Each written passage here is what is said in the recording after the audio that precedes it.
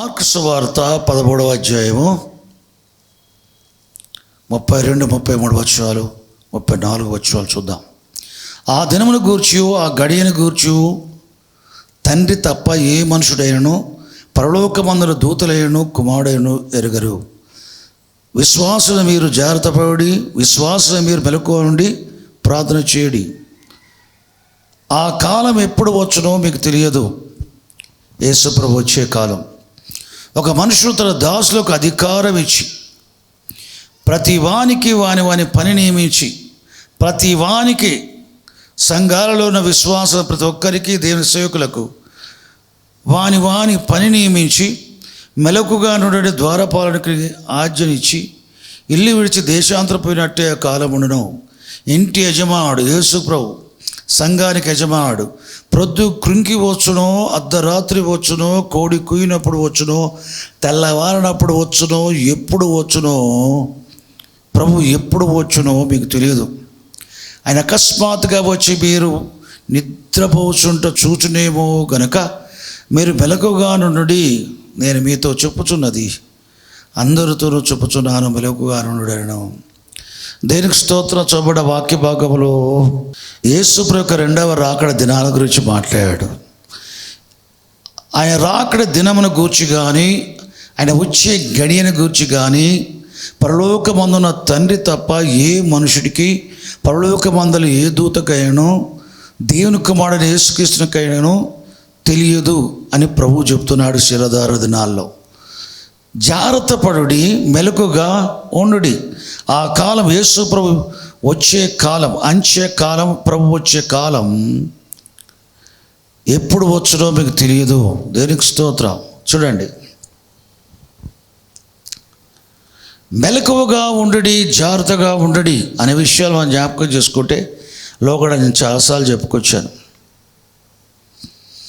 మెలకువగా ఉండటము అనగా దేనికి స్తోత్రం. యేసుక్రీస్తు ప్రభు ఈ అధ్యాయంలో కానీ, మత్తయి సువార్త 24వ అధ్యాయంలో కానీ, లూకా 21వ అధ్యాయంలో కానీ, లూకా 17వ అధ్యాయంలో కానీ, అపోస్తలులు ప్రవక్తలు పాత నిబంధన క్రొత్త నిబంధనలో కానీ, ప్రవక్త రెండవ రాకడ గురించి వారు ప్రవచించిన విషయాలు, వారి నోట చేత పలకబడ్డ విషయాలు గ్రంథ రూపంలో మనకున్నాయి. క్రీస్తు రెండవ రాకడ సంభవించింది కాదు, సంభవించబోయేది. సంభవించబోయే ప్రతిది కూడా ప్రవచనమే. యేసుప్రభు రెండవ రాకడ దినము అది ప్రవచనమే, జరగబోనది, ఇంకా జరగలేదు. యేసుక్రీస్తు ప్రభు రెండవసారి వచ్చుట సంఘముల విషయంలో, విశ్వాసుల పరిశుద్ధుల విషయంలో, దేవుని దాసులు దాసురాల విషయంలో అకస్మాత్తుగా అనబట్టడానికి వీల్లేదు. దేవునికి స్తోత్రం. మనకు విషయం గమనించాలి. ఆదాములకుని 10వ వాడైన నోహు దేవుని చేత బోధించబడ్డాడు జరగబోయే సంగతుల విషయమై. ఏంటి జరగబోయే సంగతి? లోకం మీదకి జలప్రలయం రాబోతూ ఉంది. మనుషులతో పాటు, నరులతో పాటు, నరుల కొరకు సృష్టించబడే సృష్టి అంతా కూడా, భూమిపై ఉన్నదంతా కూడా తుడిచివేయబట్టం జరుగుతుంది అని బోధించబడ్డాడు. అటువంటి జలప్రలయంలో దేవుని ఎరగని శరీరమందు జీవించే వ్యక్తులు, శరీరానుసారులై జీవించే వ్యక్తులను తుడిచిపెట్టే విషయంలో నాతో నడిచే నీవు ఈ తరం వారిలో నిందారహితుడవై నీతిమంతుడై ఉన్నావు. కాబట్టి ఆ జలప్రలయంలో నువ్వు నశించడం కుదరదు. దేవుడు తన ప్రజల్ని ఏర్పరచుకున్నాడు రక్షణ పొందడానికే కానీ ఉగ్రత పాలకుటకు కాదు. నోహు నీతిమంతుడు, నిందారహితుడై ఉన్నాడు ఆ తరం వారిలో. అతడు దేవునితో నడిచేవాడు, దేవునితో బోధించబడుతున్న అనుభవంలో ఉన్నాడు. దేవుడెవరు? దేవునితో సహవాసం చేయటం వల్ల వచ్చే పరిశుద్ధ జీవితం, ఆశకర జీవితాన్ని అనుభవంలో కలిగి ఉన్న వ్యక్తి. అటువంటి వారి విషయంలో దేవుని ఉగ్రత కాదు. వారికి, వారి కుటుంబానికి దేవుడు కాపాడే బాధ్యత కలిగి ఉన్నాడు. కనుపాపలే కాపాడుతాడు. వారు పోషించబడే విషయంలో కానీ, సమస్త కీళ్ళ నుండి తప్పించబడే విషయంలో కానీ దేవుడే తన ప్రజలకు నిర్వాహకుడుగా ఉంటాడు. దేవునికి స్తోత్రం. ఎప్పుడు కూడా దేవుడు ఎవరి జీవితాలు, వారి ఆత్మ సంబంధ జీవితాలు, శారీరక సంబంధ జీవితాలు, వ్యక్తిగత కుటుంబ జీవితాలు నిర్వహించేది వాక్కుతోటి. అందుకనే మనుషుడు రొట్టె వల్ల మాత్రం కాదు కానీ దేవుని నోట నుంచి ప్రతి మాట వల్ల జీవించును. దేవుని నోట గుండా బయలువెళ్ళిన ఆ మాటలు విశ్వాసం వల్ల బ్రతుకును. దేవునికి స్తోత్రం. విశ్వాసం దేవుని నోట నుండి బయలువెళ్ళు వచనములు. కాబట్టి ఆది కాండం ప్రణాళిక వరకు కూడా దేవుని నోట నుండి బయలువెళ్ళిన వచనాలే. ప్రవక్తల నోరు తాకేవాడు, వారి నోట ఆయన మాటలు ఉంచేవారు. ప్రవక్తలపై దేవుని ఆత్మ రాగానే వారు ప్రవచించి ఇదే యెహోవా వాక్కు అంటారు. పలికింది మనుషులైన ప్రవక్తలే కానీ వారి నోట ఉన్నది వారి మాటలు కావు, అవి దేవుని మాటలు. కాబట్టి దేవుడు వారి నోళ్ళను ముట్టి వారి నోట మాటలు ఉంచాడు. దేవునికి స్తోత్రం. దేవుడు పలకమన్నదే పలికారు, ప్రవక్తలు చెప్పారు. దేవుడు పలకమన్నదే పలుకుతాను తప్ప నాకు ఇంటెడు వెండి బంగారాలు ఇచ్చినా నేను నా స్వతగాని ఏది పలకనని చెప్పేవారు. దేవునికి స్తోత్రం. అంత ఖచ్చితంగా దేవుని ఆత్మ అనుసరించి దేవుని వాక్యాలు ప్రకటించేవారు. కాబట్టి ఆయన నోట నుండి వచ్చే వచనాలు అంటే ఆయన ఎవరి నోటిని తాకి ఎవరి నోట మాటలు పెట్టి ఎవరి ద్వారా పలికించాడో ఆ మాటలు కూడా ఆయన నోట నుండి వచ్చిన వచనాలే. దేవునికి స్తోత్రం. నీవు పరిశుద్ధాత్మ నింపబడి పరిశుద్ధాత్మ నడిపించబడటంలో పరిశుద్ధాత్మక స్వరం నీ ఆత్మ వింటుంది. 7 సంఘాలకు రాస్తూ ఆశీర్వదించిన సంఘాలకు అపోస్తలుడు యోహాను చెప్పిన విషయం, సంఘములతో పరిశుద్ధాత్మ చెప్పే మాట చెవిగలవాడు వినుగాక. పరిశుద్ధాత్మ చెప్పే మాట ఆత్మ సంబంధ చెవులు వింటాయి. నీ బాహ్య శరీరం ఎట్లా ఉందో నీ లోపల అంతర్య పురుషుడు ఒకడు ఉన్నాడు, ఆత్మ. అతడే నిజమైన వ్యక్తి. నీ బాహ్య పురుషునికి అవయవాలు ఎట్లా ఉన్నాయో నీ అంతరంగ పురుషునికి కూడా దేవుడు అవయవ నిర్మాణం చేశాడు. దీనికి స్తోత్రం. అంతరింద్రియములను ఆయన నిర్మించాడు. దీనికి స్తోత్రం. బాహ్యేంద్రియములు ఎట్లా ఆయన నిర్మించాడో అంతరింద్రియులను కూడా నిర్మించాడు. ఆత్మకు కన్నులున్నాయి, ఆత్మకు చెవులు ఉన్నాయి, ఆత్మకు నోరు ఉంది, ఆత్మకు కాళ్ళు చేతులు ఉన్నాయి, ఆత్మకు జ్ఞానం ఉంది, యోచించే శక్తి ఉంది. దేవునికి స్తోత్రం. ఆత్మ చెప్పే మాట, మనుషులు చెప్పే మాట మనుషులు విన్నట్టుగా పరిశుద్ధాత్మ చెప్పే మాట నీ సొంత ఆత్మలు వినాలి. సంఘములతో సంఘాలు ఎవరు? ప్రభువు రక్తంలో పాపాలు కడిగివేయబడి పరిశుద్ధాత్మ నింపబడి పరిశుద్ధాత్మ నడిపించబడే వ్యక్తులు. నీవు నింపబడిన పరిశుద్ధాత్మను నడిపించబడటములో, పరిశుద్ధాత్మ నిన్ను నడిపించటములో ఆయన స్వరం నీ ఆత్మకు వినిపిస్తాడు. నీ ఆత్మ పరిశుద్ధాత్మ దేవుని స్వరం వింటాడు. నీ ఆత్మ పరిశుద్ధాత్మ యొక్క స్వరము వింటాడు. దేవునికి స్తోత్రం. ఆత్మ యొక్క స్వరం మన ఆత్మలు వినాలని చెప్తున్నారు. మరి పరిశుద్ధాత్మ నింపబడకుండా నడిపించబడకుండా సాధారణ విశ్వాస జీవితం జీవించే వ్యక్తులు ఎక్కువ భాగం వాక్యం మీద ఆధారపడతారు, ఎక్కువ భాగం సేవకులపై ఆధారపడతారు.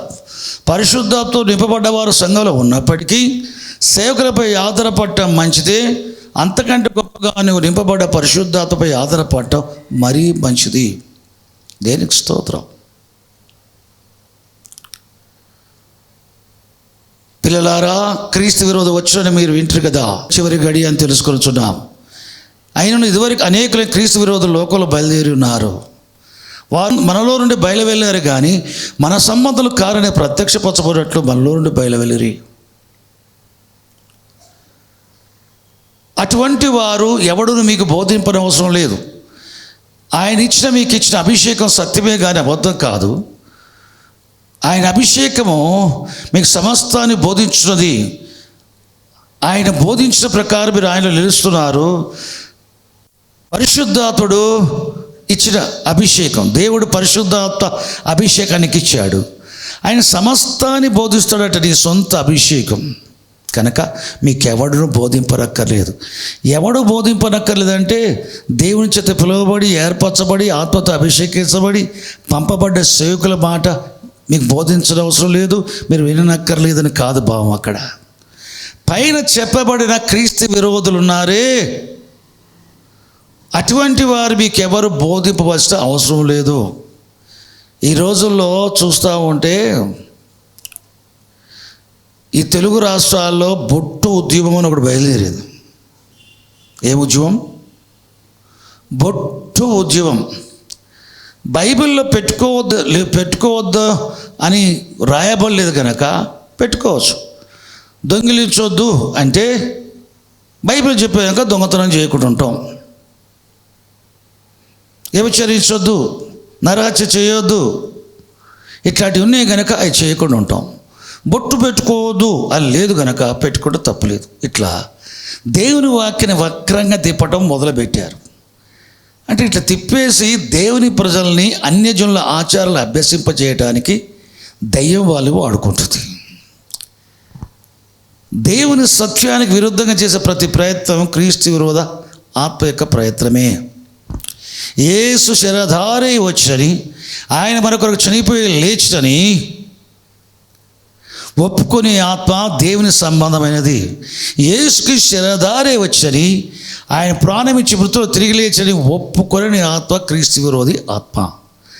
బైబిల్ చెప్పే ప్రవక్తల ప్రవచనాలను అనుసరించి క్రీస్తు శరీరధారి వచ్చి చనిపోయి లేచని చెప్పే క్రీస్తు, బైబిల్ చెప్పే క్రీస్తును ఒప్పింపజేసేది పరిశుద్ధాత్మ. అయితే బైబిల్కి వేరే గ్రంథాలను అనుసరించి, ఇతర వ్యక్తుల విశ్వాస సంబంధమైన గ్రంథాలను అనుసరించి క్రీస్తు బైబిల్లో మాత్రమే కాక ముందుగానే వేరే గ్రంథాలు, ఇతమత గ్రంథాలు ఉన్నాయని చెప్పి చెప్తారు చూడు. ఇది చెప్పి యేసు వేరొక యేసు, మరొక యేసు. బైబిల్ చెప్పి ప్రవక్తలు ప్రవచించిన యేసు కాదు. యేసు ప్రభు శరీరధారి రాకమునుపు ప్రవక్తలు ప్రవచించారు, పరిశుద్ధ లేఖలో రాయబడి ఉన్నాయి. యేసుక్రీస్తు ప్రభు ఈ లోకానికి వచ్చినప్పుడు నన్ను గూర్చి గ్రంథపు చుట్టలో రాయ ప్రకారం నేను వచ్చి ఉన్నాను అంటాడు.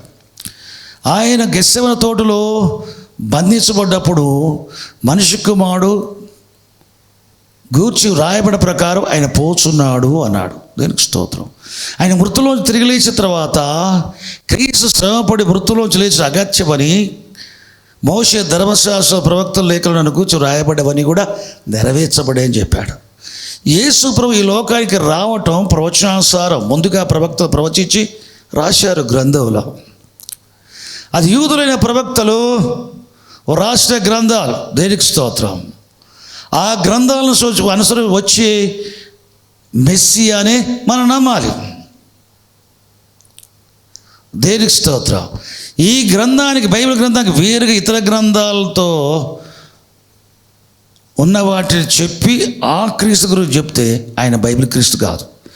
బైబిల్ క్రీస్తుని కాకుండా ఇతర గ్రంథాలను అనుసరించి క్రీస్తును ప్రకటిస్తే వారికి వేరొక యేసు ప్రకటిస్తున్నారు కనుక వారి ఆత్మలు దేవుని సంబంధమైనవి కావు.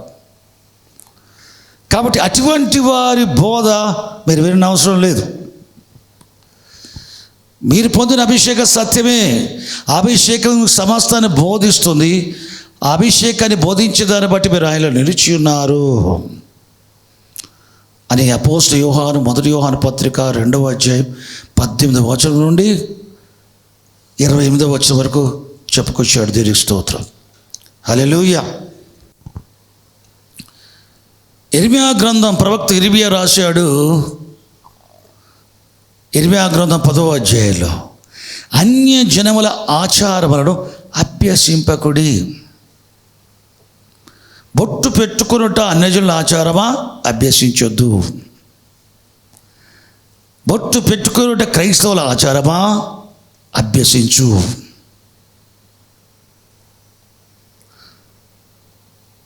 అది విశ్వాసుల పరిశుద్ధులకు దేవుడిచ్చిన కట్టడా? అనుసరించు. అది అన్యజనుల ఆచారమా? అది అన్యజనుల నుండి కలిగిందా? అన్యజనుల ఆచారములను అభ్యసింపకుడి.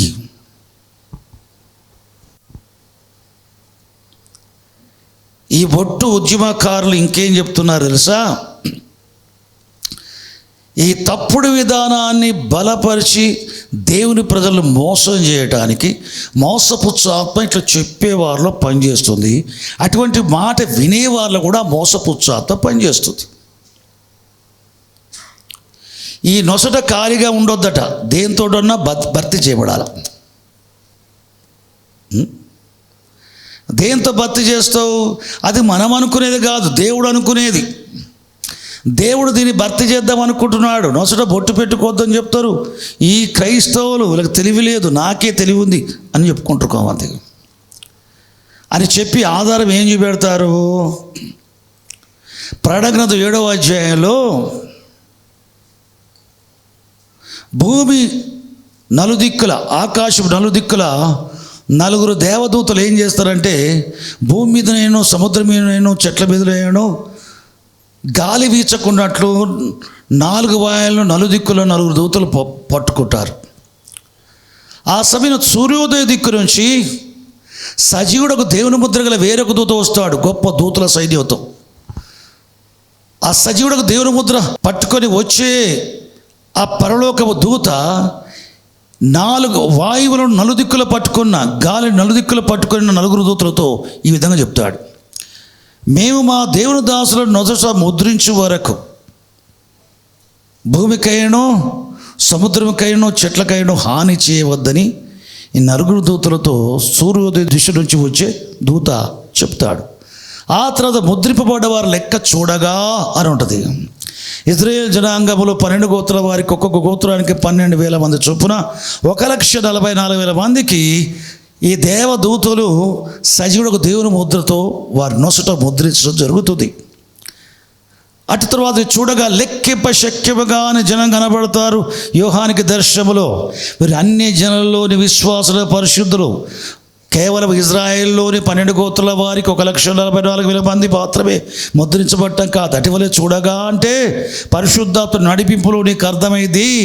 అన్ని జనులు దేవుని ప్రజలైన ఇజ్రాయేల్లో 12,000 మంది చొప్పున ఒక్కొక్క గోత్రానికి 12 గోత్రాల వారికి 1,44,000 లెక్క చెప్పిన తర్వాత అదే దర్శనంలో ముద్రించబడ్డ వారిని యోహాను చూచు దర్శనములో లెక్కింప శక్యము కానీ ఇజ్రాయేలేతరుల యూదేతరుల జనాంగాన్ని కూడా చూశాడు, కోట్లలో ఉంది. మీరు అన్య జనులని పరిశుద్ధులు, వారు కూడా ముద్రించబడ్డట్టే లెక్క. దేనికి స్తోత్రం. అట్లా అర్థం చేసుకోవాలి. ఇక్కడ ఏంటట, బొట్టు పెట్టుకోవద్దని చెప్తారు. ఇక్కడ నొసట ఖాళీగా ఉంచకుండా బొట్టు వేయబడుతుంది అన్నారు. బొట్టు వేరు, ముద్ర వేరు. బుద్ధి లేదు. బొట్టు నువ్వు పరిశుద్ధుడు అయి ఉంటే నువ్వు పెట్టుకో. నువ్వు పాపివి, ప్రధాన పాపివి అయితే, భ్రష్టుడు అయితే పెట్టుకోమని బోధిస్తావు, పెట్టింపజేస్తావు. నువ్వు మోసం చేస్తున్నావు పబ్లిక్ని, పబ్లిక్ మోసపోతున్నారు. బొట్టు అనేది నువ్వు పెట్టుకునేది. ప్రకటన 7వ అధ్యాయంలో దేవుడు పరిశుద్ధ దూతలు పంపించి నొసట ఆయన ముద్రింపజేసేది. దేవుడు ముద్రింపజేస్తాడు. సజీవుడు దేవుని ముద్ర నొసట. బొట్టు నువ్వు పెట్టుకునేది. బైబిల్ ఏమని చెప్తా ఉంది? ప్రకటన గ్రంథం 9వ అధ్యాయంలో ఆకాశముడు రాలిన ఒక నక్షత్రముడు యోహాను దర్శనంలో చూశాడు. అతనికి ఆ రాలిన నక్షత్రం ఒక వ్యక్తి సాతానుడు. అతనికి అగాధ యొక్క తాళపు చెవి ఇయ్యబడెను. ఆ దుష్టుకు సాతానుడు అగాధము యొక్క తాళపు చెవితో అగాధాన్ని తెరవగా అగాధంలోంచి ధూమస్తంభాలు బయటకు వచ్చాయి. పొగ వంటిది బయటకు వచ్చి సూర్యుడి వాయుమండలాన్ని కమ్మేసింది పొగ. ఆ పొగలో నుంచి అగాధం నుంచి వచ్చే మిడతల రూపంలో దయ్యాలు వస్తాయి. అగాధం నుంచి వచ్చే మిడతల రూపంలో చెప్పిన బైబిల్ మిడతల రూపం చెప్పాడు, కానీ దానికి వికృత రూపాలు. సరిగ్గా నువ్వు చదివితే దాని పండ్లు ఎట్లున్నాయి, వాటి ముఖం ఎట్లుంది, దాని వెంట్రుకలు ఎట్లున్నాయి, తోకలగాడు ఏమున్నాయి, తేళ్ల కొండలు ఉన్నాయి, 5 వరకు బాధిస్తాయి. ఇవేంటి తెలుసా? అగాధం వచ్చే దయ్యాలు, వికృత రూపాలు. 5వ దూత బూర ఊదినప్పుడు ఇది జరిగే సంఘటన. ఇది 5 నెలల వరకు భూమి మీద ఉంటుంది. ప్రకటన గ్రంథం 9వ అధ్యాయం 4వ ఏమో రాస్తుంది తెలుసా? ఈ అగాధముల నుంచి వచ్చే మిడతలు 5 నెలల వరకు బాధిస్తాయి మనుషులను. ఇంకా వేటిని బాధించవు, మనుషులను. అందరి మనుషులను కాదు, నొసట దేవుని ముద్ర లేని మనుషులకే. వారం తప్ప. నొసట దేవుని ముద్ర వేయబడ్డ వారి జోలికి ఇవి రావు. నొసట దేవుని ముద్ర లేని మనుషులకే ఇవి హాని చేస్తాయి. ఈ అగాధముల నుంచి వచ్చే ఈ దయ్యములు మిడత రూపాలు ఉన్నాయే, నొసట దేవుని ముద్ర లేని మనుషుల్ని కొడతాయి. కానీ సిలువ గుర్తు వేసుకునే బొట్లు పెట్టుకుంటూ చూడు, సిలువ బొట్లు, ఈ సిలువ బొట్లను ఖచ్చితంగా కొడతాయి. ఇవి ఖచ్చితంగా కొడతాయి. ఈ సిలువ బొట్లు పెట్టుకునే వారు నిజమైన విశ్వాసుల పరిశుద్ధులైతే అసలు దాని గురించి ఆలోచించరు, వేసుకోవచ్చా లేదా, అంత దూరం పోరు. విశ్వాసుల పరిశుద్ధులు సినిమా చూడవచ్చా లేదా, క్రైస్తవుడు అంతవరకు పరిశుద్ధులు పోరు. కొంతమంది చెప్తారు కదా, సినిమా చూడవచ్చు, మంచిది తీసుకొని చెడువులు పెట్టాలని. అక్కడ వరకు ఆగిపోయిన క్రైస్తవులు నిజంగా వారు రక్షణ పొందలేదు. దేవుని కరికరమ చొప్పున పునర్జన్మ సంబంధ స్నానం ద్వారా పరిశుద్ధాత్మ వారికి నూతన స్వభావం కలగజేసి రక్షణానుభవం వారికి ఉంటే సినిమా కొరకు ఆలోచించడం మంచి చెడులు, దాన్ని చూచి మంచి తీసుకుందాం, చెడు వదిలిపెడదాం, అంతవరకు పోరు. రక్షణానుభవ పరిశుద్ధులు కానాలోని వివాహమందు యేసుప్రభువు నీలం ద్రాక్ష చేశాడు. అది పండగ, పెండ్లి, సంతోషించే గడియ గనక తాగటానికి ద్రాక్షరసం చేశాడు. కాబట్టి క్రిస్మస్కి తాగొచ్చు, ఈస్టర్కి తాగొచ్చు, పండుగలు తాగొచ్చు, బర్త్డేస్ తాగొచ్చు, ఇంకా పెళ్ళిళ్ళ తాగొచ్చు. సంతోషించే దినాలలో సంతోషంగా తాగొచ్చు అని చెప్పుకునే క్రైస్తవులు ఉంటారే, వారు ఏమాత్రం రక్షించబడే వ్యక్తులు కాదు. దేవునితో ఏమాత్రం సంబంధం లేని క్రైస్తవులు వాళ్ళు. పేరుకు మాత్రం క్రైస్తవులు, వారి జీవితాల్లో దేవుడు లేడు, దేవునితో వారి సంబంధం లేదు. విపరీతమైన బోధలు వస్తున్నాయి చివరి దినాల్లో. కారణం ఏంటి తెలుసా? వారు మనలో నుండి బయలువెళ్ళి మన సంబంధులు కారని ప్రత్యక్షపరచబడినట్లు బయలుదేరారు. బైబిల్ పట్టుకుని ప్రతి ఒక్కడు సేవకుడు కాదు, వాక్యం చెప్పి ప్రతి ఒక్కడు సేవకుడు కాదు, ప్రతి ఒక్కడు దేవునితో పంపబడ్డోడు కాడు. బైబిల్ స్పష్టంగా చెప్తుంది. సాతాను తానే వెలుగుదూత వేషం ధరించుకొచ్చున్నాడు గనక వాని పరిచారకులను, అంటే సాతానికి పరిచారకులు ఉంటారు, వాని పరిచారకులను నీతి పరిచారకుల వేషం ధరించుకోవడం గొప్ప సంగతి కాదు. బైబిల్ పట్టుకొని బోధ చేసే వాళ్ళందరూ దేవుడు నన్ను పంపిండు, నేను అచ్చమైన పరిశుద్ధులు అని చెప్పుకుంటే వాళ్ళందరూ పరిశుద్ధులు కారు. దేవుడు మనకు అనుగ్రహించే పరిశుద్ధత 2 కొరింథీ 1:12 11-12 నిష్కాపట్యం. క్రీస్తు రక్తులు కడబడ్డ వారిలో దేవుడు నివసింపజేసే పరిశుద్ధాత్మయే దేవుడు అనుగ్రహించు పరిశుద్ధ నిష్కాపట్యం, దేవుడు అనుగ్రహించు కృప. కానీ పరిశుద్ధులు అని చెప్పుకునే వారిలో పరిశుద్ధ జీవితం కనబడకుండా ఉంటుందే వాక్యం మాత్రం మాట్లాడతారు, పెద్ద పెద్ద ప్రసంగాలు చేస్తారు. వాళ్ళ పని చేసేది ఏంటి తెలుసా? మోసపుచ్చు ఆత్మ, అది అపవిత్రమైంది, అబద్ధపు ఆత్మ, కుయుక్తి గల ఆత్మ. వారి ప్రసంగాలు కుయుక్తినే ఉంటాయి. చివరి దినాలు జరుగుతాయి. కాబట్టి బోధలు మారుతున్నాయంటే బోధించే వాళ్ళు ఆత్మలు మారుతున్నాయి. తప్పుడు ఆత్మలు నుండి తప్పుడు బోధలు వస్తాయి. ఎవరు తప్పుడు ఆత్మలతో నడిపించబడతారో వారి నుంచి వచ్చే బోధ తప్పుడు బోధ.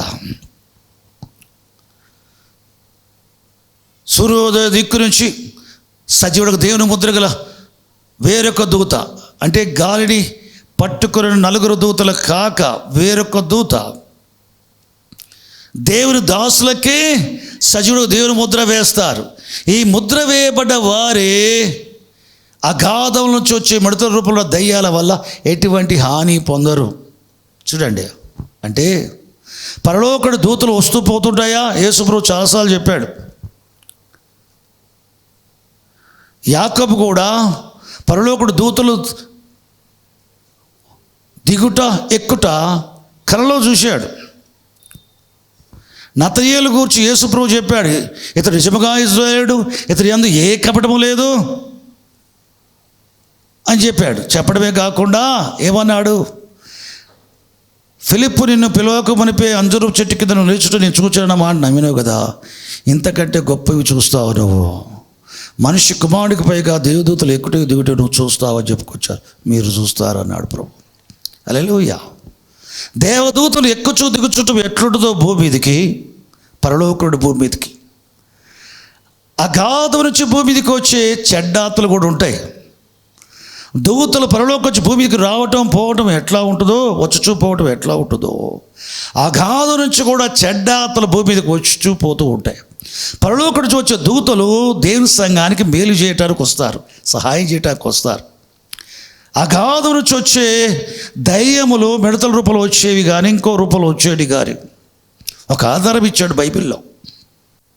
అవి హాని చేయడానికి వస్తాయి, మనుషులకు హాని చేయడానికి వస్తాయి. ఎట్టి మనుషులకు హాని కలగజేస్తాయట, నొసట దేవుని ముద్ర చేత ముద్రించబడని మనుషులకి తప్ప వేటికి హాని చేయవు. అంటే నువ్వు శిలువ బొట్టు వేసుకున్నా తప్పించుకోవు, రాబోయే మిడతలతో కుట్టించుకోవడం తప్పక జరిగింది. మిమ్మల్ని ఎక్కువ కుడతాయి తెలిసి తప్పు చేసేవాళ్ళు. దేవుని బాగా తెలుసు అని చెప్పుకుంటారు కదా మీరు, దేవుని వాక్యం మాకు బాగా తెలుసు అంటున్నారు కదా, బాగా వాక్యం తెలుసు అని చెప్పి తప్పు చేసేవారికి ఎక్కువ శిక్ష ఉంటుంది. యేసుప్రభు ఏం చెప్పాడు తెలుసా?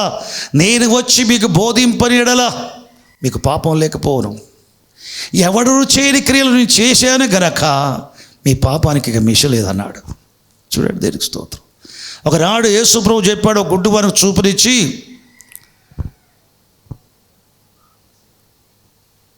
నువ్వు దేవుని కుమారుని విశ్వాసం ఉంచున్నట్టు ప్రభువా విశ్వసించక ఆయన ఎవరంటే నేనే అంటాడు. మృక్కి ఆయన్ను స్తుతించాడు. మంచిది. ప్రభు ఒక మాట చెప్పాడు. అప్పుడు అక్కడ శాస్త్ర పరిశీలు కూడా ఉన్నారు. చూచువారు గుడ్డివారు కావాలను, గుడ్డివారు చూపు పొందవలను తీర్పు చొప్పున నేను లోకానికి వచ్చి ఉన్నాను అన్నాడు. అప్పుడు పరిశీలు, ప్రభా మేము కూడా గుడ్డివారమా అన్నారు. మీరు గుడ్డివారైతే పాపం లేకపోను, కానీ మీరు గుడ్డివారైనా చూస్తున్నామని చెప్పుకుంటున్నారు కనుక మీ పాపం మీపై నిలిచినది అన్నాడు. అట్లనే అన్యుడన్నా దేవుని చేత సహించబడతాడు విమర్శ దినమున కొంతవరకు. పండితులము, మేధావులము, బోధకులము, దేవుని సేవకులము మా అంతటి వారు ఎవరు లేరని చెప్పుకుంటూ తప్పుడు బోధలు చేస్తే వచ్చే పనిష్మెంట్ సహజ మనుషుల కంటే అటువంటి వారికి ఎక్కువ ఉంటుంది. కాబట్టి మనుషులు పెట్టుకునేది బొట్టు అది క్రైస్తవ విశ్వాసానికి సంబంధించింది కాదు. అన్యజనుల ఆచారం, అన్యజనుల ఆచారాలని అభ్యసింపకుడి అని ఇర్మియా ప్రవక్త చెప్పాడు. ఇర్మియా ఏమన్నాడు? ఆయన నోరు ముట్టెను, నా నోట ఆయన మాటలు పెట్టాను. కాబట్టి ఇర్మియా పలికే వాక్ అంతా పలికి ఇదే యెహోవా వాక్ అంటాడు, ఆయనది కాదట. కాబట్టి అన్యజనుల ఆచారాలు అభ్యసింపకూడిన ఇర్మియా మాట అది యెహోవా మాట. దేనికి స్తోత్రం. ఒకవైపు బోధనలు ఇట్లయితూ ఉంది, మరొక వైపు చూద్దాం. ప్రభువు రాకడ అకస్మాత్తుగా అనేది ఉండకుండా నీకు అర్థమయ్యే విధంగా ఉండాలి. ప్రభువు రాకడ దినాల్లో ఉన్నామను గ్రహించాలి. అంచె దినాలను గ్రహించాలి. అది మెలకుతో ఉండుట. ప్రవక్తలు ప్రవచించారు యేసు ప్రభు రెండవ రాకడ గురించి. ఈ ప్రవచనాల నెరవేర్పు తెలుసుకోవటం, గ్రహించటం అనేది లేకుండా నువ్వు జాగ్రత్త పట్టం ఉండదు. ప్రభువు రాకడ కొరకు సిద్ధపరచుకోవటం, జాగ్రత్త పట్టం ఎప్పుడు ఉంటుందంటే అసలు నువ్వు మెలకు కలిగి ఉంటే తప్ప సాధ్యం కాదు. మెలకువా ఏంటా మెలకువా?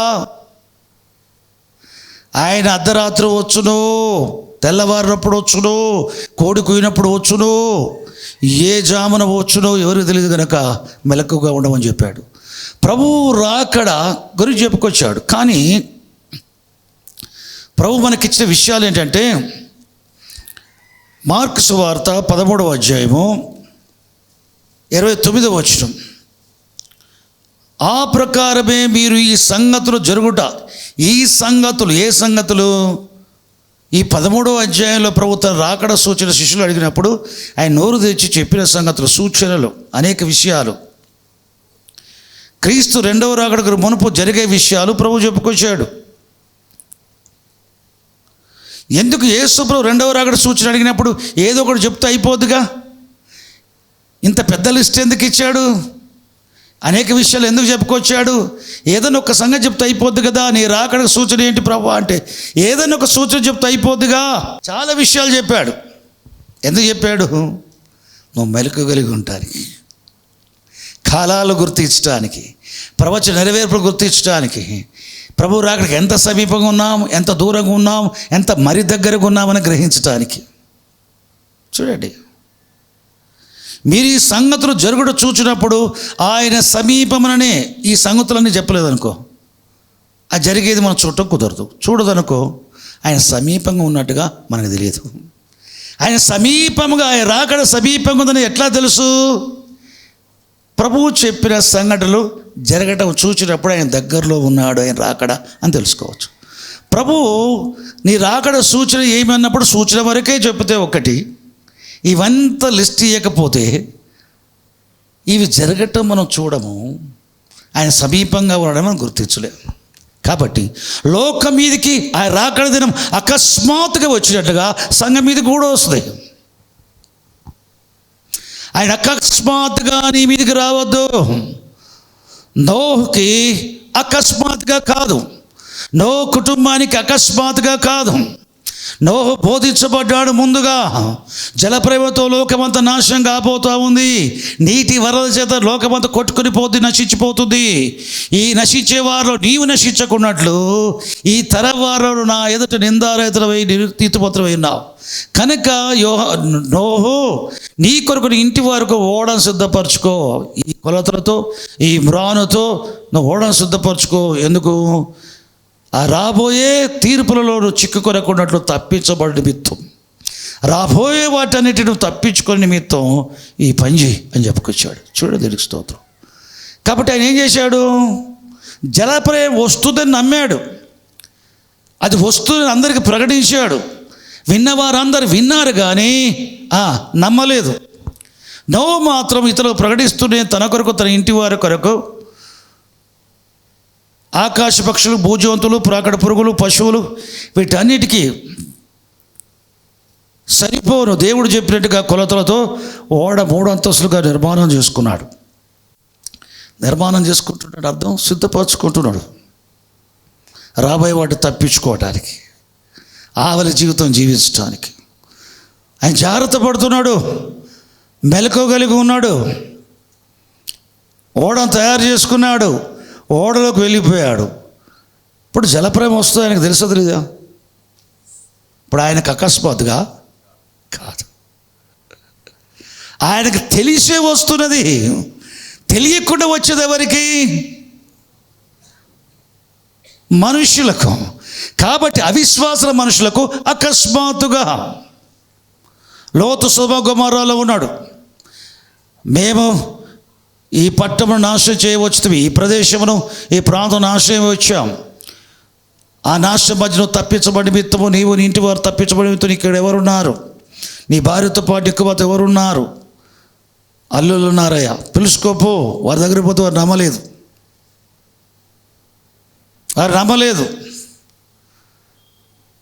లోతుకు తెలుసు.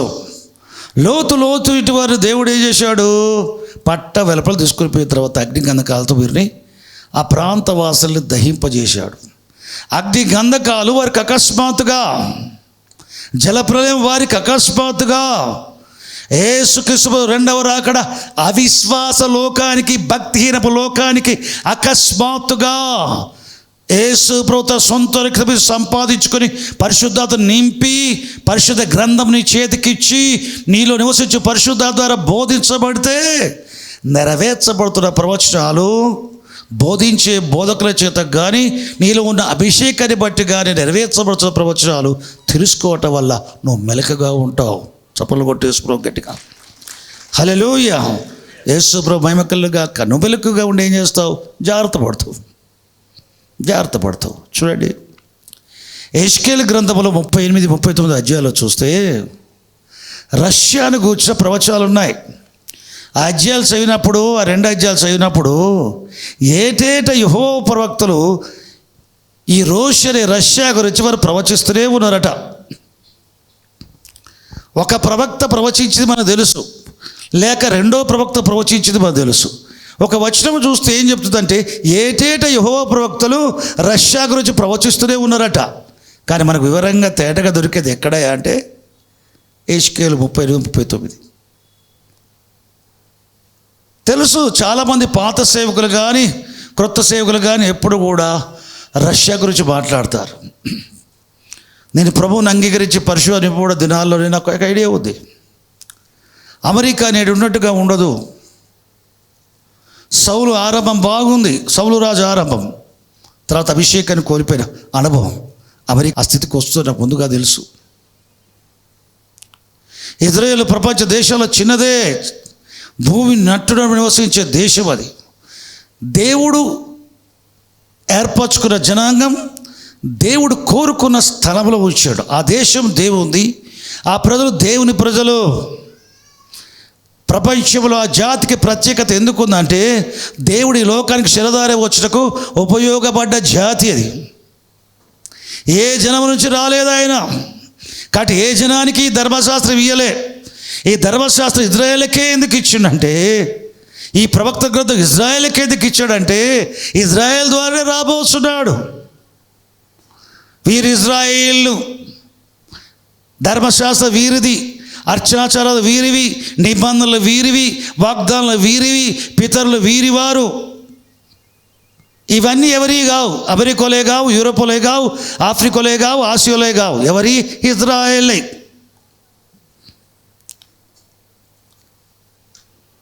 దేవుడి ప్రజలు వారు, వారికిచ్చాడు భూభాగం. పౌలుతులు ప్రవహించే దేశం. ఒకనాడు కనాను దేశం అనబడ్డది, కొంతకాలం ఫిలిష్తీయ దేశం పడింది, అది ఇజ్రాయెల్ దేశం. అది నా దేశం అంటాడు దేవుడు, ఇజ్రాయెల్ నా ప్రజలు అంటాడు. ఎందుకు ఆ జాతికి అంత ప్రత్యేకత అంటే పరలోక దేవుణ్ణి శరధారే లోకాన్ని తీసుకురావడానికి ఉపయోగపడ్డారు. అది ప్రత్యేకత. రక్షణ యూదుల్లో నుండే కలుగుతున్నది.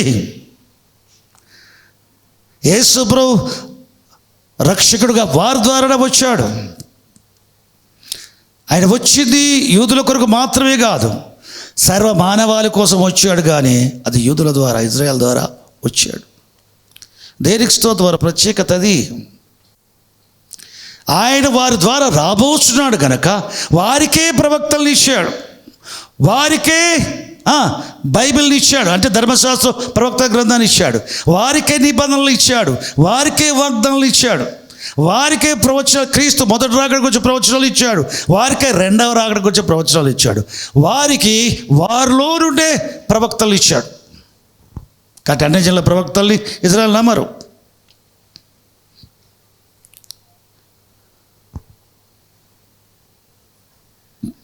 ధర్మశాస్త్రంలో మోషేయు ప్రవక్తలు ఎవరి గురించి రాసరో ఆయన మేము కనుగొంటివి. ఆయన యేసు కుమారుడైన నజరేతుడైన యేసు అంటే నజరేతు నుంచి మంచిదేదో రాగలదా? చూడము, లేఖనాలు పరిశోధించము. ఏ ప్రవక్తయు గలిలయలో పుట్టాడు, అన్యజనులు నివసించే గలిలయలో పుట్టాడు అంటే అర్థం అన్యజనుల నుంచి యెహోవా ప్రవక్తలు రారు అని వారి నమ్మకం. దేవుని జనుల్లోంచే ప్రవక్తలు వస్తారు. దేవుని జనుల నుంచి వచ్చే ప్రవక్తల గ్రంథంలో నుంచే వారు ప్రవచనాలు ఉపయోగించుకుని వారు సమాజ మందిరాల్లో, దేవాలయాల్లో. దేవునికి స్తోత్రం. ఏ జనానికి కూడా ఈ వాక్యం గురించి తెలపలేదు, రాబోయే క్రీస్తు గురించి. వేరొక క్రీస్తు ప్రకటిస్తారు, బైబిల్ క్రీస్తు తప్ప, బైబిల్లో సిలువబడి మృతులు తిరిగి లేచి క్రీస్తు తప్ప ఏ గ్రంథాలు యేసు ప్రభు సిలువబడగా మృతులు లేచడగా ఏ గ్రంథం చెప్పలేదు. క్రీస్తు యేసు గురించి బైబిల్లో వివరంగా ఇచ్చినట్టుగా ఏ గ్రంథాల క్రీస్తు గురించి లేదు. బైబిల్లోని క్రీస్తు కంటే ఇతర గ్రంథాల క్రీస్తు ఎక్కువగా చెప్పేవారు బైబిల్ రాసిన పరిశుద్ధాత్మతో వారు నడిపించబట్టాలి. ఇతర గ్రంథాలు ఏ ఆత్మతో రాయబడ్డాయో ఆ ఆత్మతో ఆ వ్యక్తులు నడిపించబడుతున్నారు. చూడండి, చూద్దాం. ఇజ్రాయేల్ ఇప్పుడు ప్రస్తుతం ఎట్లా ఉంది? ఒక దావీదులాగుంది, గొలియాతు ముందు నిలబడ్డ దావీదులాగుంది. ప్రపంచంతో దేశించబడుతూ ఉంది, ఇంకనూ దేశించబడింది. చిన్న దేశం, 80-82 లక్షల జనాభా గల దేశం. ప్రొద్దున బయలుదేరి సాయంత్రం కల్లా కంట్రీ మొత్తం తిరగవచ్చు, ఉట్టి బస్సు ప్రయాణంలో. చూడండి, రష్యా గురించి బైబిల్ చెప్తా ఉంది, అది గొలియాతులాగా ఉన్నాడు. ఎవరు? రష్యా గొలియాతులాగా ఉంది. రష్యా ప్రాముఖ్యత గురించి బైబిల్ ప్రకారం సేవకులు చాలామంది మాట్లాడేవారు, పుస్తకాలు రాస్తారు, అంతా చెప్తారు. ప్రవచనానుసరమైన బోధలు చేసేవారు అందరూ కూడా, ప్రవచనానుసర బోధలు వినడానికి ఆసక్తి గల వారందరూ కూడా రష్యా యొక్క ప్రాముఖ్యత అంతో ఇంతో తెలుసు. దేవునికి స్తోత్రం. రష్యా కదిలించబడి దౌర్జన్యం చేయటం, దురాక్రమణ చేయటం మొదలుపెట్టింది అంటే బైబిల్ ప్రవచనాలు నెరవేర్పు దగ్గరికి వచ్చింది. ఈరోజు యుక్రెయిన్తో రష్యా యుద్ధం చేయొచ్చు, రేపు మరొక దేశంతో యుద్ధం చేయొచ్చు. యుక్రెయిన్లో 87% క్రిస్టియన్స్ ఉన్నారట, అంటే ఎక్కువ భాగం క్యాథలిక్లు ఉంటారు. ఆ దేశాధ్యక్షుడు యూదుడు. ఒబామా అమెరికాలో ఉంటాడు కదా, ఆయన నిద్రపోతాడా? దానియేలు గ్రంథంలో చూస్తే క్రీస్తు విరోధం వచ్చినప్పుడు పరిశుద్ధులతో యుద్ధమాడను, వారు జయింపును అని అధికారం ఇవ్వబడను అని ఉంది బైబిల్లో. పాత నిబంధన కాలంలో పరిశుద్ధుల మాటకు ఆనాడు ఇజ్రాయేలే, కానీ ఆ ప్రవచనం పొడిగించబడింది అపోస్తలుడైన యోహాను చేత ప్రకటన గ్రంథంలో. క్రీస్తు విరోధం వచ్చినప్పుడు పరిశుద్ధులతో యుద్ధమాడను, వారు జయింపును, వారికి అధికారం ఇవ్వబడింది. అంటే ఒకవైపు యూదులు, మరొక వైపు క్రీస్తునందు ఉన్న పరిశుద్ధులు, అన్ని జనులను పరిశుద్ధులు. ఒకవైపు పరిశుద్ధులతో యుద్ధమాటం అంటే దేవుని సంఘానికి వ్యతిరేకంగానే భావం ఉంటుంది. రెండవది, ఆయన నామం పెట్టబడే దేశాలుగా ఎంచబడే దేశాలతో వాడు యుద్ధం చేయను. యుక్రెయిన్ లోపలి అర్థం అది. యుక్రెయిన్ మీద యుద్ధం జరగడానికి కారణం దుష్టుకు సాతానుడు దేశాధినేతలకు, దైవిక జ్ఞానం లేని దేశాధినేతల్ని వాడుకుంటాడు. ఆ వాడుకోవటంలో ఏంటి తెలుసా? బైబిల్ ప్రవచనాలు నెరవేర్చబట్టమే. యుక్రెయిన్తో ప్రారంభమైంది. న్యూక్లియర్ బాంబ్స్ కూడా ఉపయోగిస్తారని బెదిరించాడు కదా ఎవరైనా, పుతిన్.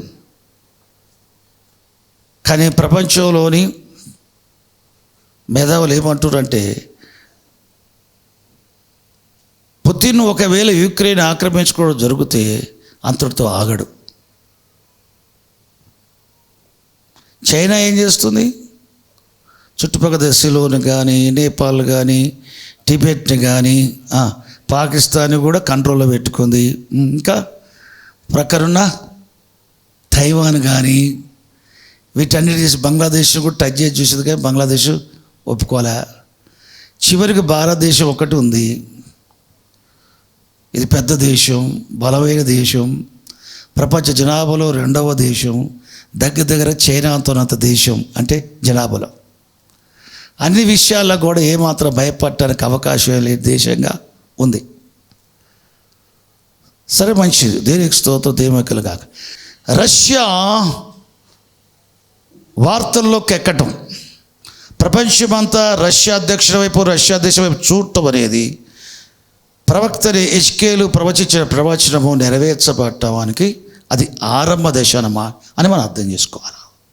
ఒక ప్రవచనము యేసుప్రభు 2వ రాకమునపు నెరవేర్చబడాల్సిన ప్రవచనాలు, ఒక ప్రవచనం నెరవేర్చబడటం ప్రారంభమైందంటే ఈ సంగతులు చూచున్నప్పుడు అని అర్థం చేసుకోవాలి. ఒకటి కాదు, ఒకవైపు తెగుళ్ళు స్టార్ట్ అయినాయి, ఒకవైపు యుద్ధాలు స్టార్ట్ అయినాయి. అమెరికా ఎన్నికలు జరిగి కొత్త ప్రెసిడెంట్ వస్తే మార్పులు మంచి అన్నీ వస్తాయి, ప్రపంచంలో మార్పులు చెడ్డయన్నీ వస్తాయి. ట్రంప్ ప్రెసిడెంట్కి అయిన ఆరంభ దిశలోనే మంచి విషయాలు అనుమతి ఇవ్వడం జరిగేది. వారి దేశానికి వేటి వల్ల ప్రమాదం అనుకుంటాడో వాటన్నిటిని కూడా నిషేధించడం, నిర్బంధించడం చేసేవాడు ఆ విషయాలు. తర్వాత వచ్చే ప్రెసిడెంట్ జో బైడెన్ వచ్చేసి ఏం చేశాడు? ఏ దేశాలను బ్యాన్ చేశాడో ప్రవేశించకుండా ట్రంప్ వాటికైనా ద్వారం తెరిచాడు. మెక్సికో వైపు ఏ వాల్ కట్టాడో ఆ వాల్ కూడా కట్టడం అవసరం లేదన్నాడు. అంటే అంతవరకు ట్రంప్ వరకు ఒబామా యొక్క ఆలోచన విధానం ఉంది. ఆ ఆలోచననే జో బైడెన్ అమలుపరిచేవాడుగా కనబడుతున్నాడు. అబార్షన్స్ విషయంలో కూడా అంతే. గే మ్యారేజ్ బైబిల్కు విరుద్ధం, అబార్షన్స్ బైబిల్కు విరుద్ధం. వీటి విరుద్ధమైన వాటిని చట్టపరం చేయటం, ప్రజలు వాటిని అనుసరించటం, వివాహం లేకుండా జీవించటం స్త్రీ పురుషులు తప్పు, దానికి అనుమతి. పురుషులు పెళ్లి చేసుకోవడానికి అనుమతి, స్త్రీలు పెళ్లి చేసుకోవడానికి అనుమతి.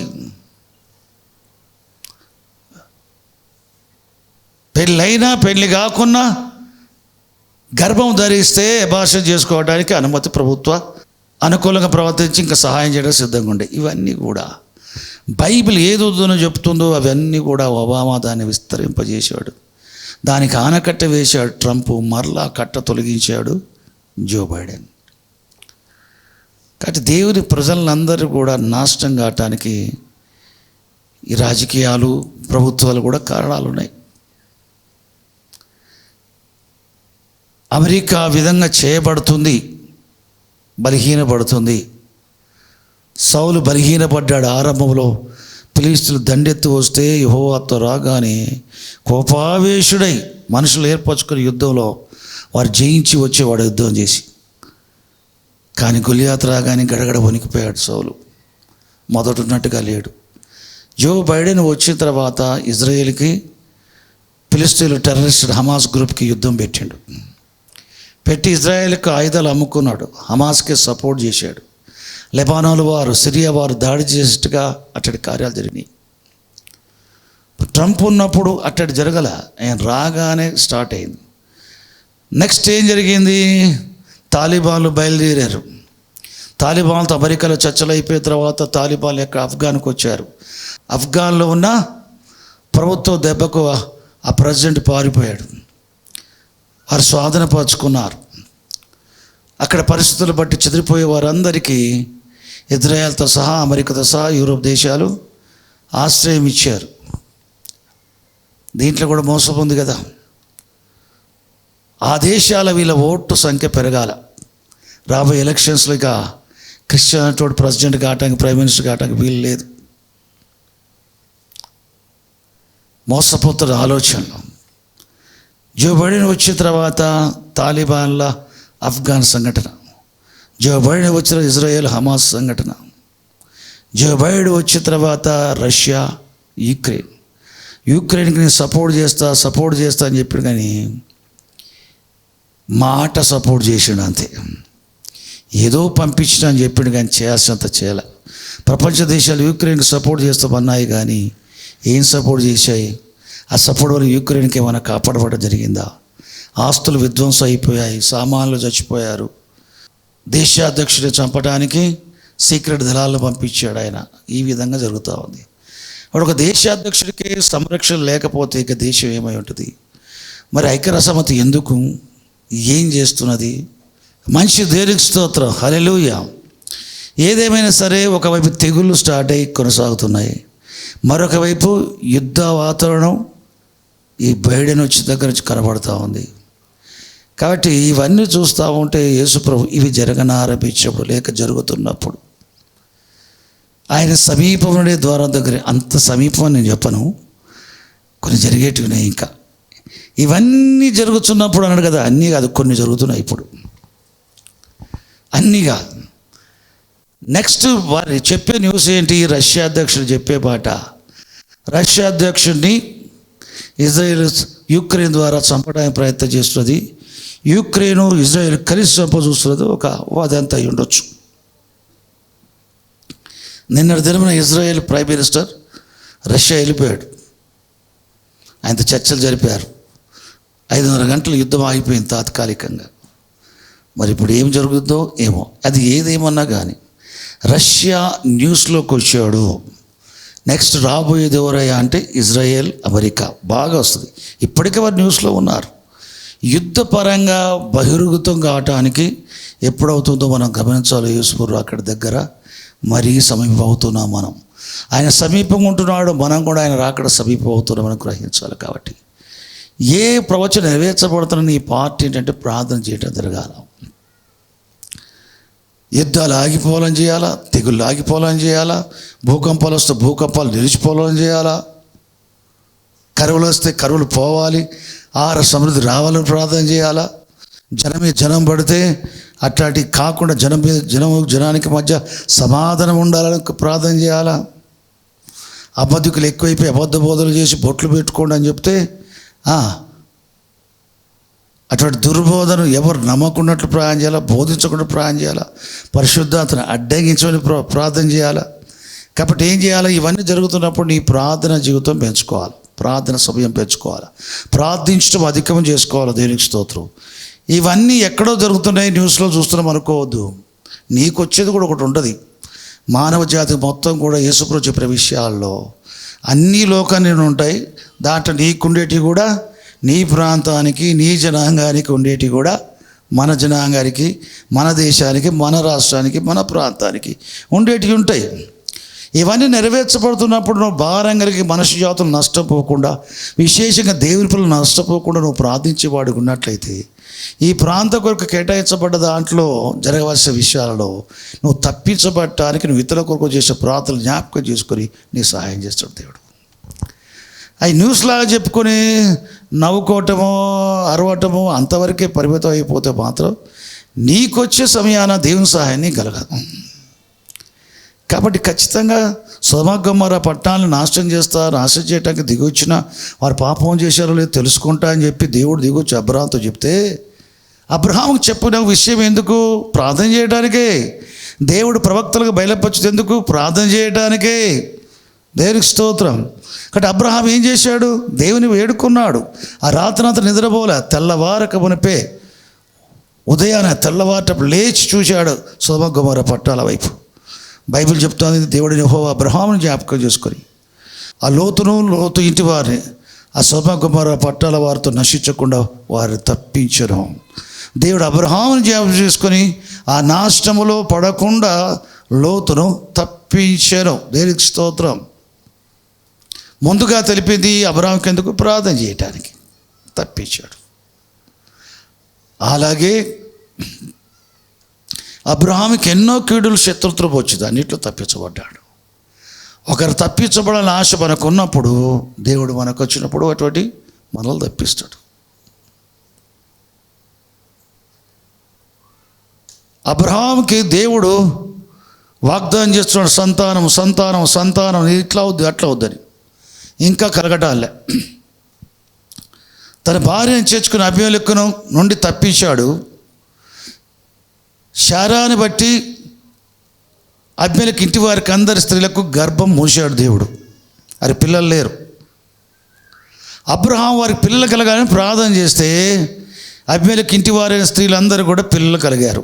అబ్రహాం ప్రార్థనకి పిల్లలు లేని అబ్రహాము పిల్లలు లేని వారు కూడా ప్రార్థన చేస్తే పిల్లలు కలిగారు. చూడండి, దేవునికి స్తోత్రం. ఇది ఆదికాండం 20వ అధ్యాయం చివరి భాగంలో ఉంది. ఆదికాండం 21వ అధ్యాయం 6వ భాగంలోనే యెహోవా తాను చెప్పిన ప్రకారం శారాను దర్శించను. ఆమె గర్భవతి అయి అబ్రహాంకు కుమారునికి ఇస్సాకుని పేరు పెట్టడం జరిగింది. చూడండి, దేవునికి స్తోత్రం. ఇతర అవసరతలు నీ అవసరతగా భావించడం ప్రార్థన చేస్తే నీ అవసరతలో దేవుడు జోక్యం చేసుకొని నీ సహాయం చేస్తాడు. యోబు తన స్నేహితుల క్షేమం కొరకు ప్రార్థన చేస్తే తన క్షేమస్థితి తిరిగి వచ్చింది. పిల్లలు లేని వారి కొరకు ప్రార్థన చేస్తే ఈయనకు పిల్లలు కలిగారు. నిరుద్యోగుల కొరకు నేను ప్రార్థన చేస్తే ఒకప్పుడు దేవుడు నాకు ఉద్యోగం ఇచ్చాడు. అనారోగ్యం కొరకు రోగములో వ్యాధులు ఉన్న వారు కూడా ప్రార్థన చేస్తే నీకు వ్యాధి మీకు వచ్చినప్పుడు, రోగం మీదకి వచ్చినప్పుడు నీవు స్వస్థపడతా. ఇతరుల ఆర్థిక ఇబ్బందుల్లో నువ్వు సహాయం చేయటమా, ప్రార్థన చేయటమా చేస్తే నీ ఆర్థిక ఇబ్బందుల్లో సహాయం చేస్తున్నావు. కాబట్టి నీ చుట్టూ సమస్యల ప్రపంచం ఉంది. ఆ సమస్యల పరిష్కారం వచ్చే ప్రజలు క్షేమంగా ఉండాలి, సమాధానంగా ఉండాలి, భద్రంగా ఉండాలి, దేవునితో ఉండాలి, దేవుని ఎరిగిన అనుభవంలో ఉండాలి, దేవుని సేవించేవారుగా ఉండాలన్న ఆశతో ఇతరుల కొరకు ప్రార్థన విజ్ఞాపనలు చేసేవాడుగా ఉంటే ఆ ప్రార్థన విజ్ఞాపనలు బట్టి నీ వల్ల వారు మేలు పొందటమే కాదు, అటువంటి పరిస్థితులు నీకు వచ్చినప్పుడు దేవుని వల్ల నువ్వు మేలు పొందుతావు. ఈ విషయం మనం జ్ఞాపకం చేసుకోవాలి. హల్లెలూయా. ఒకవైపు అబద్ధ బోధలు విస్తరిస్తున్నాయి, ఒకవైపు ప్రభువు చెప్పిన యుద్ధములు, యుద్ధ సమాచారాలు, నానావిధ తెగుళ్ళు మనం లోకంలో ప్రారంభం కావటం మనం చూస్తున్నాం. దేవునికి స్తోత్రం. ఇప్పుడు రష్యా యుక్రెయిన్తో పాటు ఇజ్రాయెల్ కలుపుకుంది. యుక్రెయిన్ రష్యాతో యుద్ధం జరుగుతున్నప్పుడు రష్యా అధ్యక్షుడు ఏం చెప్తున్నాడు? గోలన్ హైట్స్లో కట్టడాలు ఆపివేయాలి ఇజ్రాయెల్లో, అవి అక్రమ కట్టడాలు. రష్యా అధ్యక్షుడు కూడా అక్రమ కట్టడాలు గోలన్ హైట్స్ మీద ఆపాలా అని చెప్పుకొస్తాడు. ఎందుకు? ఒకవైపు యుక్రెయిన్తో యుద్ధం చేస్తున్న పుతిన్ ఆ టైంలో ఇజ్రాయెల్ గురించి ఎందుకు మాట్లాడాలా? డైరెక్ట్ బైబిల్ ప్రవచనము హెజ్కేలు 38:39 ఇజ్రాయెల్ రష్యాకి యుద్ధం జరగాల. ఇజ్రాయెల్ మీదికి, ఇజ్రాయెల్ దేశం మీదికి రష్యా ఇతర దేశాలను సమకూర్చుకొని వస్తారు, సంపదను దోచుకోవడానికి వస్తారు, సంపదను దోచుకోవడానికి వస్తారు. ఎందుకంటే ఇప్పుడు ప్రస్తుతం దాని కరెన్సీ పడిపోయింది, దాని బిజినెస్ ప్రపంచంలో పడిపోయింది. ఇది ఎక్కడి వరకు దారి తీస్తుందో, ఎన్నిసార్లు పడిపోద్దో, ఎంత అయిపోతుందో చూడాలి. కాబట్టి ఈ విషయంలో కూడా ఇతరులకు ఎక్కడ సమృద్ధి ఉందో అక్కడికి పోవాలా. ప్రపంచంలో సమృద్ధి ఉన్న స్థలం ఇజ్రాయెల్ కదా. కాబట్టి ఇజ్రాయెల్కి సంపదను దోచుకోవటానికి రావాలా. చూడండి, గోలన్ హైట్స్ గురించి ఇజ్రాయెల్కి వ్యతిరేకంగా పుతిన్ మాట్లాడిందంటే అరబ్ దేశాలకు సానుభూతి కొరకు కూడా, సపోర్ట్ కొరకు కూడా దాంట్లో యుక్తి ఉంది. కాబట్టి అది జరిగేది. నీకు హెజ్కేలు గ్రంథంలో రష్యా ఇజ్రాయెల్ మీదకి వచ్చుచున్నప్పుడు రష్యాతో పాటు ఇరాన్ ఉంటుంది. ఇరాన్తో పాటు కొన్ని దేశాలు అక్కడ ఇచ్చాడు, కొన్ని యూరోప్ దేశాలు ఉన్నాయి. దాంట్లో యూరోప్ దేశాలు కూడా మారిపోయే స్టేజ్లో ఉన్నాయి. ఆ యుద్ధం నెరవేర్పుకొసరికి అలాగా అయిపోతాయి అవి. యుక్రెయిన్ ఒక్కటే ఏ మాత్రం 1.2% చాలా తక్కువ, చాలా తక్కువ. కానీ టోటల్ క్రిస్టియన్ కంట్రీకి ఎంచబడుతుంది కనుక ఒబామా కానీ, ఒబామా ద్వారా మరి బిడెన్ లోబట్టం కానీ, తర్వాత నెక్స్ట్ పుతిన్ ఆ విధంగా చేయటం కానీ ఇవన్నీ ఉంటాయి. మౌనంగా ఉండే అరబ్ దేశాల సపోర్ట్ కూడా ఉంటుంది. ఆఫ్ఘన్ దేశం మీదకి తాలిబాన్లు వచ్చినప్పుడు చుట్టూ దేశాలు, ఆ మతపరమైన విశ్వాసగల దేశాలు ఏమాత్రం నోరు పెదపలే, మెదపరు. చివరి దినాల్లో ధర్మ విరోధ మర్మము క్రియ చేయుచున్నది. ఏమండి మర్మం? అది రహస్యంగా క్రియ చేయుచున్నది. ప్రవచనాసరంగా బోధించబడుతూ, ప్రవచనాసరంగా ధ్యానిస్తూ, సూక్ష్మంగా నువ్వు ధ్యానించే విషయాల్లో నీకు అర్థమైంది.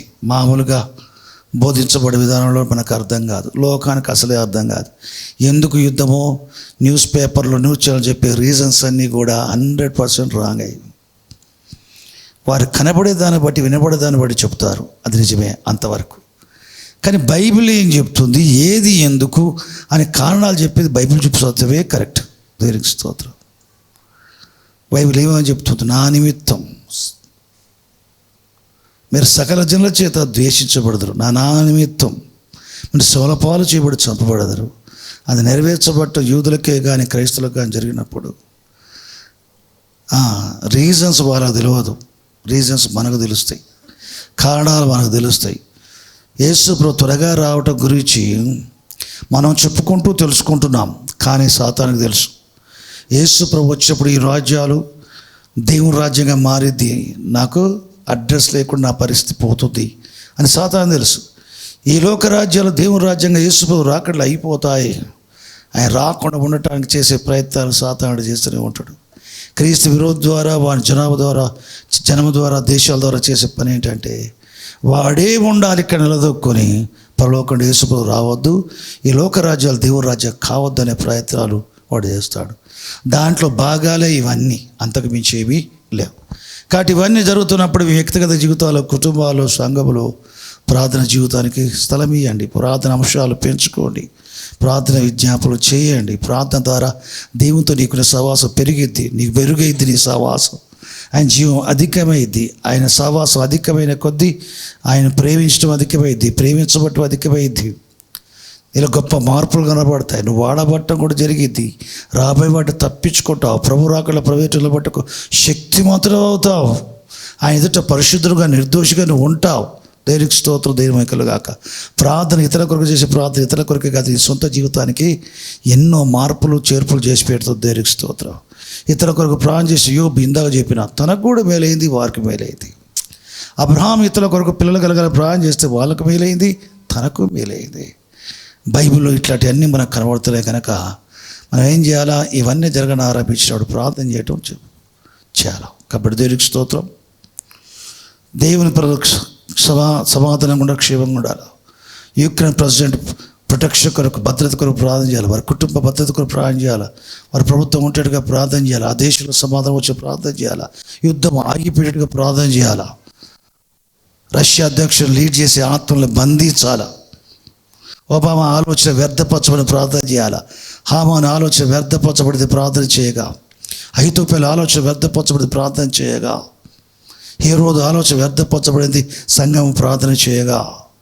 అదేవిధంగా ఇప్పుడు సంఘం ప్రార్థన చేస్తే సాతాను ఆలోచన వ్యర్థపరచబడింది. దేవునికి స్తోత్రం. నీ విషయంలో సాతాను ఆలోచన వ్యర్థం కావాలి. నీ కుటుంబ విషయంలో సాతాను ఆలోచన వ్యర్థం కావాలి. సంఘ విషయంలో సాతాను ఆలోచన వ్యర్థం కావాలి. కొందరు పిల్లల వివాహాలు జరగకుండా సాతాను అడ్డగిస్తూ ఉంటాడు.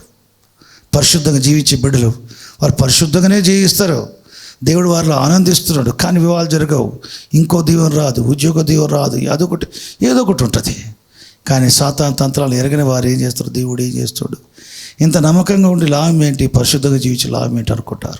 చూడండి, దేవునికి స్తోత్రం. పరిశుద్ధులకే వ్యతిరేకంగా ఉంటాడు సాతాడు. పాపం చేసే వారికి ఏం జొలిగిపోడు. వాడు మావాడే అంటాడు. మా పక్షాన వాని కొరకు వ్యతిరేకంగా నేను ఎందుకు చేయాలా అంటాడు. కానీ సాతాను ఎప్పుడు వెళ్ళగొట్టాడట. వాడు ఎప్పుడు వేరుపడ్డట. కాబట్టి ఏం చేస్తాడు? పరిశుద్ధులు పాపులు అయిపోవటం ప్రయత్నం చేస్తారు. ప్రభు ఏం చేస్తాడు? పాపులు పరిశుద్ధులు అయిపోవటం ప్రయత్నం చేస్తాడు. అది తేడా. కాబట్టి నువ్వు పరిశుద్ధంగా జీవించే వ్యక్తులకు వివాహాలు జరగటాలే బ్రేక్ చేయి. వివాహాలు కాకుండా సాతాను చేసే ప్రయత్నాలు యేసు ప్రభు నామములో లయపరచబడుగాక అని చెప్పు. ఉద్యోగ అన్వేషణలో ఉద్యోగాలు దొరకడం చేసి సాతాను యేసుకి బాధిస్తున్నా ద్వారం తెరబడుగా యేసు ప్రభు రాలతే. వివాహ దీవెని విడుదల చేసుకోవాలా? వేటి బంధించాలి బంధించాలా? వేటి విప్పుకోవాలా? దేవునికి స్తోత్రం. హల్లెలూయా. కాబట్టి ఇస్సాకు పొలానికి వెళ్తాడు సాయంకాలం ధ్యానించడానికి. దేని కొరకు? పెళ్ళి గురించి. దేని గురించి? ఈ పెళ్ళిళ్ళు కావటానికి ఎవరో ప్రార్థన చేయాలి, మీరు చేసుకోవాలి. పెళ్ళి కొరకు ప్రార్థన చేసుకోవాలి. ప్రభా మంచి జీవిత భాషకు దయచేయి. ఇస్సాకు ప్రార్థన చేసుకున్నాడు. పొలంలో ధ్యానింపబయలు. ఆయన పొలంలో ధ్యానించడానికి వెళ్ళినప్పుడే పెళ్లి కోత వస్తుంది ఎదురుగా. దేవునికి స్తోత్రం. కాబట్టి ప్రార్థన చేసుకోవాలి. లోకానుసారం కాదు, దైవికంగా. నా జీవితం కొరకు నువ్వు ఏర్పాటు చేసే జీవిత భాగస్వామిని త్వరగా అనుమతి ప్రభా అని వేడుకోవాలి. దేవునికి స్తోత్రం. ఆటంకాలు ఏమున్న వాటి యేసుప్రభువును బంధించాలి. కొంతమంది పిల్లలకి తల్లిదండ్రులే కానియ్యారు. తల్లిదండ్రుల బాధ్యత తెలుసా? పిల్లలు ఇప్పుడు మా రోజు వద్దు అనుకుంటున్నారు. అదొక రకమైన ఆ వద్దనిపించి నీకు భవిష్యత్తులో నష్టం కలిగజేయడానికి ఆ మైండ్ పెడతాడు సాతాడు. వద్దనిపించి లోకల్ ఏదో ఒకటి అడ్జస్ట్ అయిపోతున్నారు. లేదా లేకుండా అట్లే అయిపోతావు. ఎన్నో నష్టాలు పోతావు. పెళ్ళి చేసుకోవటంలో వచ్చే శ్రమలు ఉన్నాయని పౌలు చెప్పాడు. చేసుకోకపోవటం వల్ల వచ్చేవి కూడా ఉన్నాయి. రెండు ఉన్నాయి. కానీ పౌలు ఏమన్నాడు? ఒకడు ఒక విధములను మరి ఒకడు మరొక విధమును కృపావరం పొంది ఉన్నాడు. పెళ్ళి చేసుకోవడం కృపావరమే, పెళ్ళి చేసుకోకుండా ఉండటం కూడా కృపావరమే. ఎవరు దేవుని ప్రకారం పెళ్ళి చేసుకుని ఉండాలని, ఏ స్త్రీ పురుషుడు ఉండాలని దేవుడు కోరుకుండో అది వాళ్ళ గిఫ్ట్. అది వాళ్ళంతటా వాళ్ళు ఉంటే నష్టం. అది దేవునికి స్తోత్రం. 100% దేవుడు మాత్రం పెళ్లి చేసుకోనే చెప్తాడు. స్త్రీ ఒంటరిగా ఉండొద్దు, పురుషుడు ఒంటరిగా ఉండొద్దు. దేవునికి స్తోత్రం. వారి వివాహం జరగాలని దేవుడు కోరుతాడు. దానికి వివాహం దేవుని నుండి కలిగింది. రక్షించబడి కూడా ఎందుకు ఆలస్యమవుతుంది? సాతాను ప్రమేయం లేకుండా వాని ఆలోచన వ్యర్థపరచుకో ప్రార్థనలా. ఉద్యోగాలు, ఎడ్యుకేషన్ అయిపోయినా సరే ఉద్యోగం దొరకటాలేదు. నీకు పరలోక పౌరసత్వం ఉంది. పరలోకం ఏం చేస్తుంది మరి? భూమి దాని పరిపూర్తి యెహోవాది. ప్రభుత్వంలో ఆయని, సింహాసనంలో ఆయని, అధికారులు ఆయని. మహేంద్రపై అధికారం అయింది, రెవెన్యూ డిపార్ట్మెంట్ అధికారం అయింది, తెలంగాణపై అధికారం అయింది. కేసీఆర్ది కాదు, యెహోవాది. భారతదేశం అధికారం మోడీది కాదు, ప్రభుది. అధికారులు ఆయనే, సింహాసనం ఆయనే, ప్రభుత్వం ఆయనే, అన్నిటిపై అధికారం ఆయనది. అధికారం అంతా నీదే ప్రభువా. ఈ డిపార్ట్మెంట్ నాకు జాబ్ ఇవ్వట్లేదు, యేసు ప్రభువు ఈ అధికారం దీనికి నాకు విరోధంగా ఈ ఆలోచన వ్యర్థమగును కాక చెప్పు. వారి రాజు వారు ముందుగా పోతున్నాడు, ప్రాకారం పడగొట్టువాడు. అడ్డాలు ఏమున్నాయి? ప్రాకారం పడగొట్టువాడు. వారి రాజు వారు ముందుగా పోతున్నాడు. తురలు సరళ చేస్తున్నాయి. హల్లెలూయా. కాబట్టి ఎన్నోసార్లు ప్రాకారం పడగొట్టువాడు వాడైన వారి రాజు వారి ముందుగా పోచున్న వచనం పెట్టి ప్రార్థన చేస్తే ఊయబడి తెరవబడ్డ సంగతులు ఉంటున్నాయి, సాక్ష్యాలు. దేనికి స్తోత్రం. అట్టి కృప చివరి దినాల్లో ప్రవచన నెరవేర్పులు గ్రహించి, ఒకవైపు తప్పుడు బోధలు, తప్పుడు ఆత్మ వల్ల, మరొకవైపు తప్పుడు ఆత్మల ప్రపంచమంతా పొలిటికల్గా, రిలీజియస్గా పనిచేయటం జరుగుతుంది. బిజినెస్ కూడా, వ్యాపారంలో మోసాలు ఎక్కువైపోయినాయి. రాజకీయాల పేరుతో దేశాల మధ్య యుద్ధాలు జరుగుతున్నాయి. ఈ మూడు చెడిపోతున్నాయి. ఈ మూడు చెడిపోయిన కలయికే బబులోను పుట్టుకొచ్చేది. దేనికి స్తోత్రం. అటువంటి నెరవేర్పు దినాలు మనం ఉన్నాం కనుక ప్రార్థన చేస్తూ మెలకుగా ఉందాం. ప్రార్థన చేసుకుందాం. పరిశుద్ధమైన తండ్రి, పరలోకమున మా ప్రభువా, నీకు స్తోత్ర ఘనత ప్రభావం చెల్లిస్తా. నీ కనుదృష్టి మాపై నిలిపి మాకు బోధించేందుకు స్తోత్రాలు చెల్లిస్తా తండ్రి. లోకంలో వినబడుతున్న తప్పుడు బోధలు, లోకంలో కనబడుతున్న ప్రభువా, యుద్ధములు, యుద్ధ సమాచారాలు, తెగుళ్ళు ప్రభువా, వీటన్నిటిని చూస్తుంటే ప్రభువా, మత్తయి సువార్త 20 ఒలివ కొండ మీద నీ బోధ మేము జ్ఞాపకం చేసుకొచ్చున్నాం. ఒలివ కొండ మీద కూర్చున్నప్పుడు శిష్యులు అడిగిన దానికి నువ్వు జవాబు చెప్పావు ప్రభువా, నీ రాకడ గురించి. ఆ విషయాలు బోధించబడటానికి, నెమరు వేసుకోవడానికి ఇచ్చే సమయాన్ని బట్టి స్తుతిస్తున్నాను ఆయన. ఎవరు బుద్ధి లేని కనికల వలె ప్రభా అజాగ్రత్తగా ఉండకుండా సిద్ధపరచుకున్న వారుగా ఉండి ప్రభా, నీ రాకడలో నీతో పాటు పెండ్లిశాలలో పెండ్లి విందుకు పాల్గొనే విధంగా కృప చూపండి ప్రభా, నీకు స్తోత్రం. మీరెవరో నేను ఎరగనని చెప్పబడకుండా ప్రభా, నీ చేత అంగీకరించబడే విధంగా మా కుటుంబాలు, సంఘం ఉంటకు సహాయించి, మమ్మల్ని, మా కుటుంబాలని, సంఘమును, పరిచయను అంగీకరించబట్టకు కృప చూపండి ప్రభా. ఆత్మలో మెలకుగలిగి చురుగ్గా ఉంటకు సహాయం చేయి. ప్రార్థన గుంపులలో అనేకులు చేర్చబట్టకు సహాయం చేయి. మంగళవారం, శనివారం స్త్రీలు కూడుకునే కూడికల్లో ఇతర స్త్రీలు కూడా జాయిన్ అయ్యేటకు సహాయం దయచేయి.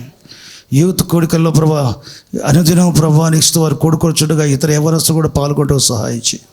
వారమంతటి పరిచయం ఆశించి, ఈ మాసమంతటి పరిచయం ఆశించు ప్రభా. నీకు సమస్త మహిమ ఘనత ప్రభావం చెల్లిస్తూ క్రీస్తు నామములో ప్రార్థిస్తున్నాము ప్రభు తండ్రి. ఆమేన్, ఆమేన్.